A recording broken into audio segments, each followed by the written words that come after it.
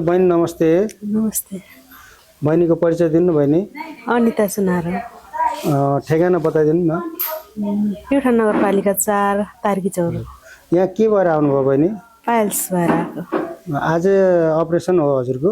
हजुर भइसक्यो? हजुर भइसक्यो। के प्रक्रिया गर्नु पर्दो रहेछ बहनी बिहानमा आइसकेपछि यहाँ? त्यो ब्लडहरू चेक गर्ने हजुर। ब्लड चेक गर्ने अनि त्यसपछि कति टाइम लाग्यो नि यो अपरेसन गर्न? धेरै टाइम लागेन, ल 15-20 मिनेट जति लाग्यो। अनि यो लेजर प्रविधिबाट गर्नुभयो हैन बहनी? हजुर। यो कस्तो लाग्यो हजुरलाई? एकदमै सजिलो हुने रहेछ। पहिला त डर लागेको थियो। हजुर। त्यस्तो गाह्रो केही भएन। काव्य पोक्टो लेजरमा चाहिँ कुन माध्यमबाट आउनुभयो यहाँ? म चाहिँ एकदम त्यो मभन्दा पहिला नि यहाँ भाउजू आएर गर्नुभएको थियो। ए हजुर हजुर। अनि त्यहाँले राम्रो गर्छ भनेर ल्याउनु भएको थियो, राम्रो भयो।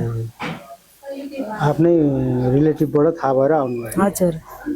अनि यहाँ डाक्टर साहब कस्तो लाग्यो हजुरलाई? राम्रो लाग्यो। सिस्टरहरूको बारेमा पनि भनिदिनु न। राम्रो लाग्यो, सबैले राम्रो गर्नुभयो। सेवा सुविधाहरू पनि सबै राम्रो रहेछ। ए अनि अहिले कस्तो छ हजुरलाई? एकदम राम्रो भइरहेको। राम्रो छ, ठिक छ। हजुर। अनि अरूलाई केही भन्न चाहनुहुन्छ? यो चाहिँ अलिकति बिमार लुकाएर राख्ने चलन पनि छ। नलुकाउनु होला हैन, पछि झन् गाह्रो हुन्छ। हजुर। भरिसके छिटै चाहिँ आएर हैन, यहाँ पनि त्यस्तो नराम्रो हुँदैन। यो तपाईँको कतिको पुरानो हो बिमार? मेरो लगभग 6 वर्ष जति भयो होला। बाहिर कहीँ देखाउनु भएको थियो यो?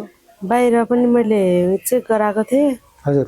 औषधिहरू ल्याएर खाने गरेको थिएँ, औषधि ठिक भएन। हजुर। अनि अपरेसन गर्नै पर्छ भन्नुभयो। अनि अरू प्रविधिमा जानु भएन? यही लेजरमा चाहिँ गर्ने विचार भयो तपाईँलाई? लेजर? हजुर। धेरै राम्रो रहेछ यो? धेरै राम्रो रहेछ, सजिलो हुँदो रहेछ। अनि तपाईँ त अहिले नर्मलै हुनुहुन्छ हैन? अपरेसन गरे जस्तो चाहिँ नलाग्ने कि हेर्दा? हजुर। ठिक हुनुहुन्छ एकदमै? हजुर। हस् त, हजुरलाई धेरै धेरै धन्यवाद। शीघ्र स्वास्थ्य लाभको कामना बहिनी है। हजुर, धन्यवाद। Thank you.